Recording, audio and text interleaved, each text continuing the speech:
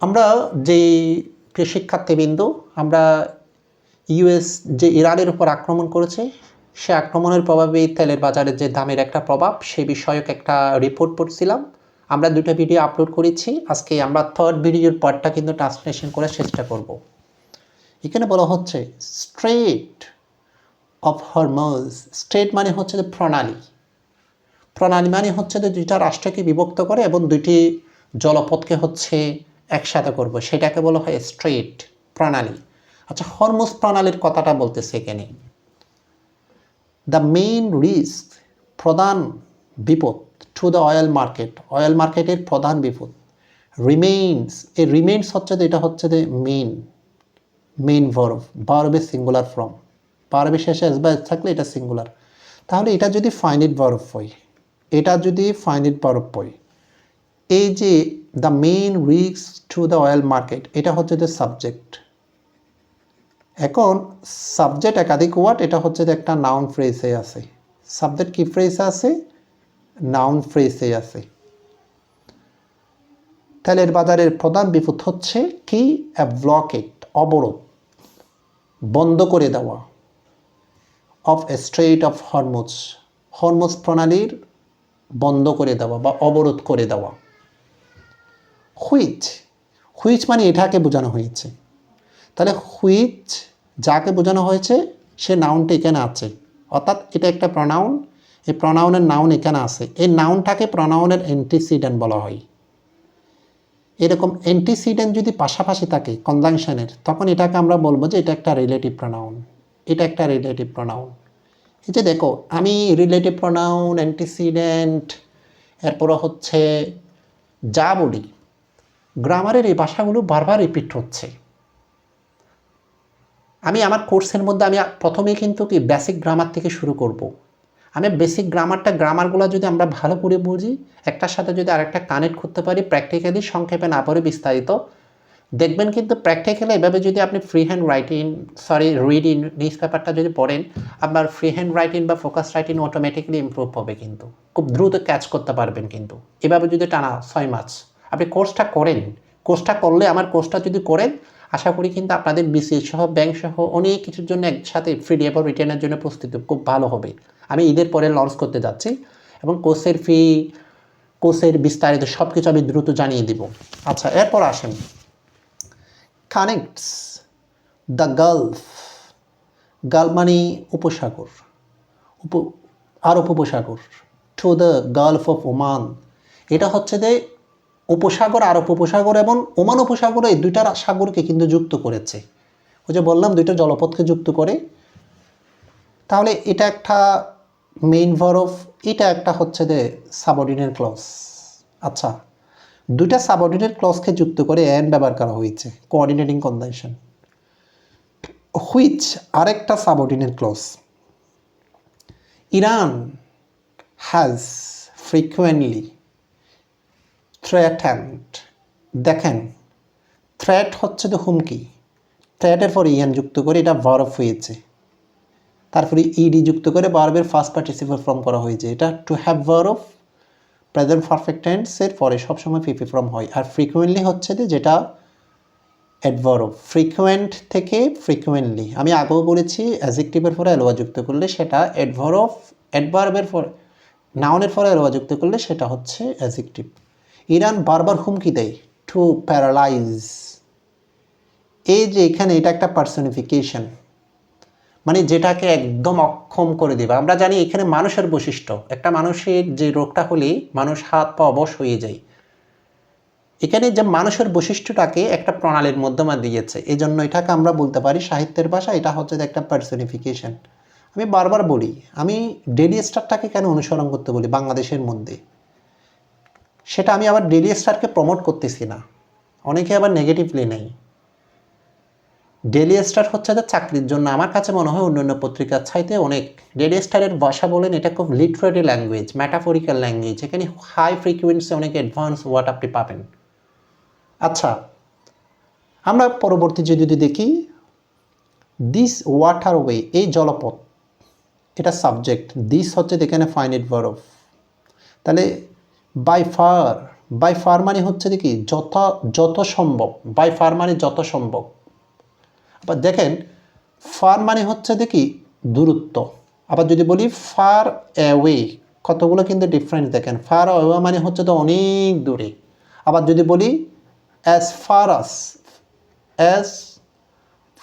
As যেভাবে, অনুরূপভাবে, তাহলে দেখেন কতগুলো অর্থ।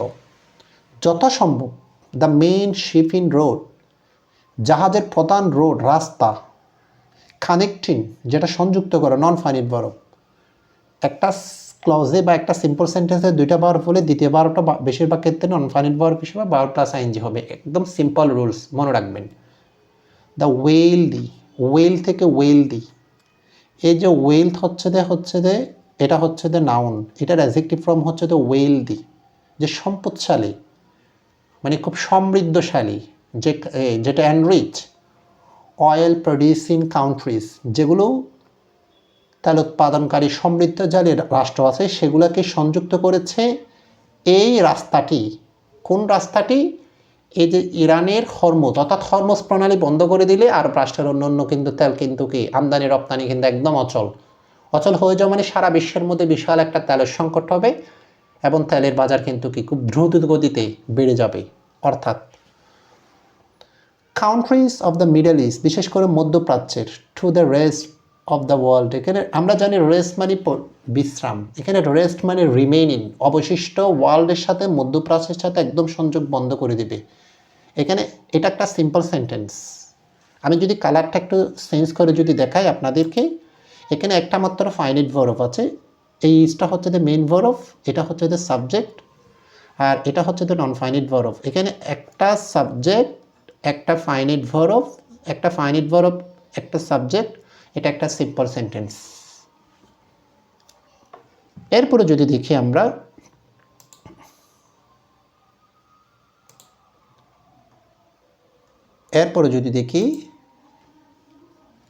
অ্যাপ্রক্সিমেটলি, কাছাকাছি কোনো কিছু। ওই যে 20 million barrels of crude oil first through if daily in 2024, equivalent to nearly 20% of global liquid of consumptions according to the US Energy Information Administration। কি বলা হচ্ছে দেখো, এই সেন্টেন্সের মেইন ভার্বটাকে আমরা বের করব।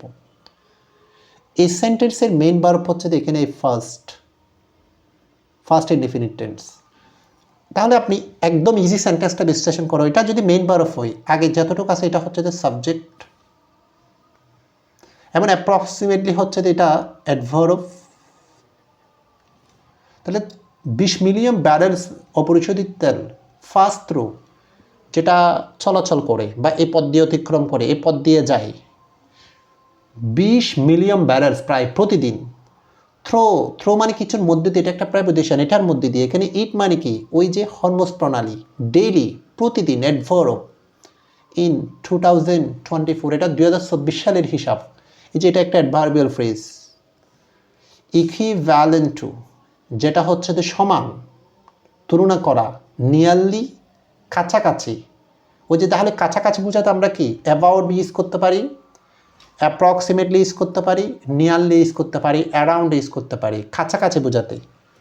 20% of global liquid oil consumptions, consume মানে হচ্ছে যে ব্যবহার, অর্থাৎ পৃথিবীর যেটা তরল তেলের যে ব্যবহার আছে সেটা 20%, প্রায় 20%-এর সমান যে তেলটা কিন্তু এই পথ দিয়ে যায়।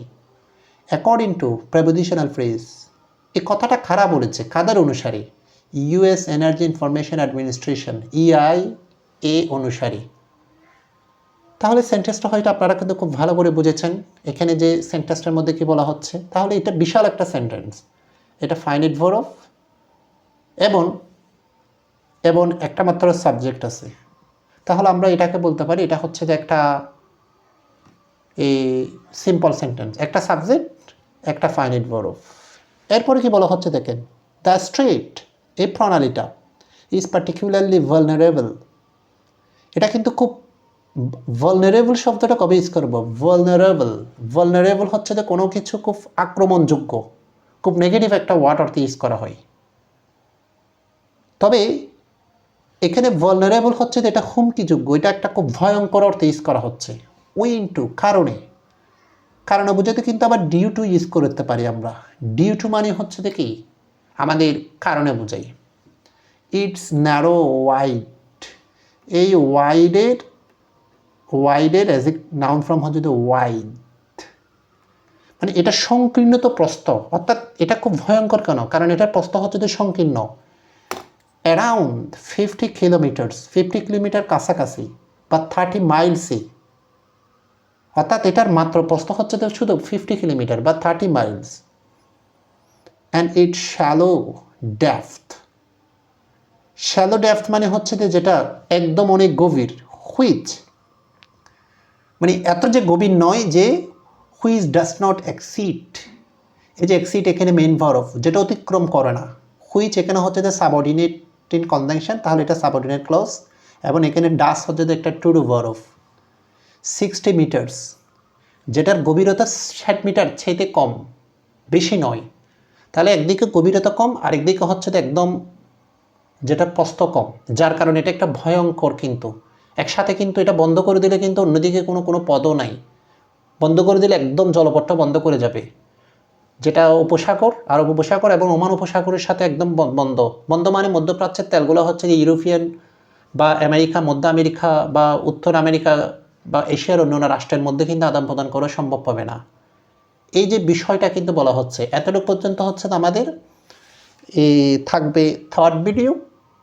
আমি ফোর্থ ভিডিওটা পরবর্তী দিন কিন্তু আপলোড দেব, আপনারা ফোর্থ ভিডিওটা একটু দেখে নেবেন।